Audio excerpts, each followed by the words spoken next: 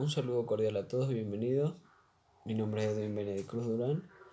En esta oportunidad vamos a ver en qué consiste un sistema distribuido. Lo primero de todo, ¿qué es un sistema distribuido? Es un conjunto de equipos independientes que actúan de una forma transparente como un único equipo. ¿Cuál sería el objetivo? Descentralizar ante el almacenamiento de la información como el procesamiento. Todo esto lo estamos viendo de cara a Elasticsearch y cómo funciona. ¿Qué ventajas aporta? Mayor eficacia, mayor tolerancia a fallos, porque al estar distribuida la información en el caso de que se nos caiga un nodo de dicha información, se va a encontrarse en otro replicado. Mayor velocidad a la hora de realizar un procesamiento cuando se realiza una consulta. Los procesamientos se dividen entre todos los nodos que se forman en el sistema distribuido, en vez de que, por ejemplo, enviarlo a un único nodo y que él tenga que hacerlo todo el trabajo. Y escalabilidad, es decir, si mañana necesitamos más procesamiento o añadir más disco duro, o en vez de que los equipos crezcan vertical añadiendo más almacenamiento, más RAM y más CPU, se añaden equipos de forma horizontal, que añadirían al clúster o al sistema distribuido.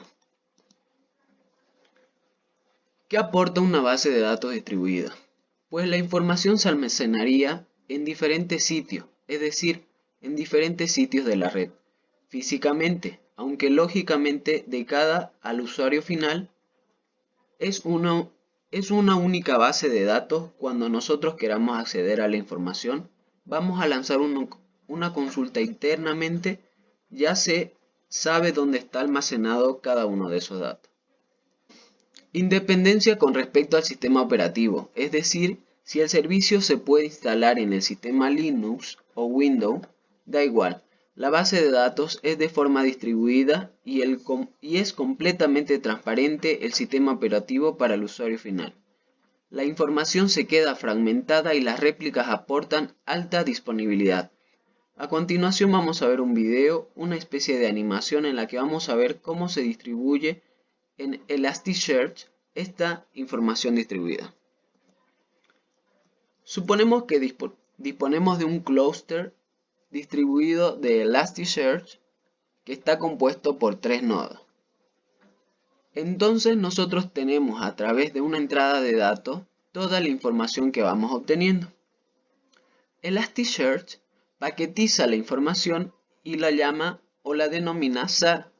Lo que van a hacer estos SAR que va generando lo va distribuyendo entre los distintos nodos. Por ejemplo, si el primer SAR lo va a colocar aquí.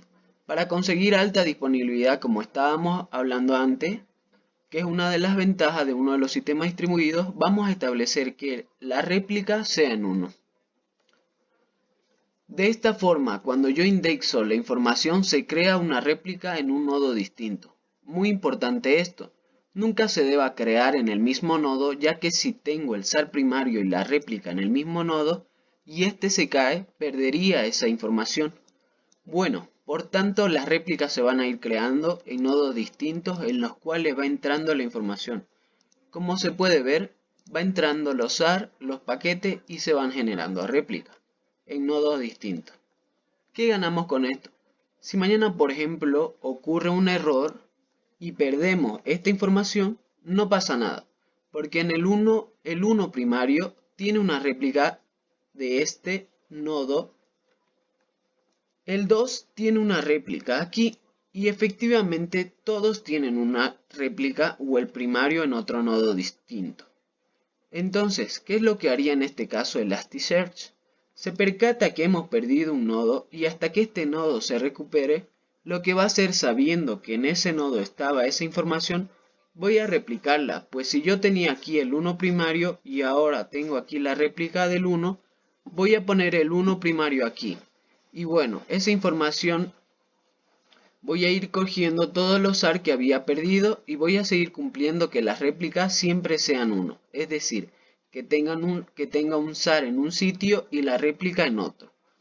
Bueno, de esta forma todos los SAR que estaban asignados a este nodo lo he recolocado en el otro nodo y no perdemos la información. Es una de las ventajas y creo que es una de las mejores en el sistema distribuido, hablando de base de datos de procesamiento. Este conjunto de nodos del que hemos estado hablando forman lo que se conoce como clúster. Cuando tenemos una instancia de Elasticsearch instalada, un servicio de equipo se denomina nodo y un conjunto de nodos de Elasticsearch se denomina clúster. Cada nodo se encarga de peticiones HTTP y dispone de una REST API para contestar las peticiones que se vayan realizando. Los nodos conocen el estado del resto y pueden reenviar las peticiones de los clientes al nodo indicado. Entonces, ahora vamos a entender estos conceptos cuando veamos qué tipos de nodos existen. Disponemos del Master Node. Es uno de los fundamentales que se dedica a crear y a borrar índices. Cuando nosotros hablamos de índice en Elasticsearch, nos referimos a base de datos. Entonces nosotros, el Master Node, será quien cree y borre los índices. Gestiona los nodos conectados, toma de decisiones de colocación de datos cuando nosotros queramos indexar información en Elasticsearch. Esa información llega al máster y será el máster el que diga, este SAR va hacia allí, este SAR va hacia allá, este nodo y tus datos van a estos nodos.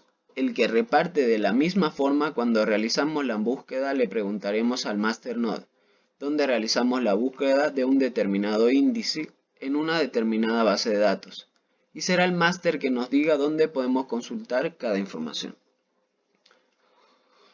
Los data nodes, su objetivo es almacenar la información y también procesarla. Cuando nosotros realizamos consulta, no es simplemente devuélveme esta información. Bueno, podemos hacerle consultas más complejas en el que hagamos, por ejemplo, agregación. Si tenemos un cliente y lo que nos deben, nosotros vamos a ir insertando que son datos, podamos consultarle que nos devuelva cliente por todo lo que nos deben. Entonces, tiene que realizar una suma. Esto es un ejemplo muy básico, pero un procesamiento que tiene que utilizar los data nodes. Bueno, por lo tanto se utilizan para almacenar información como para procesarla. Ejecutan una especie de preprocesamiento de la información antes de almacenarla. Normalmente se realiza con logast instalado, pero si es un preprocesamiento muy básico, podemos hacerlo de esta forma.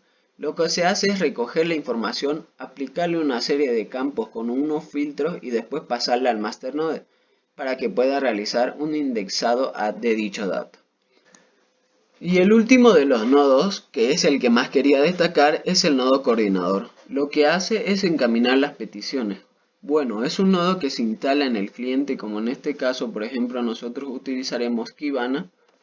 Y Kibana, cuando realice las peticiones de Elasticsearch, lo que haría si no utiliza un nodo coordinador es preguntarle al máster: oye, ¿dónde puedo buscar esta información?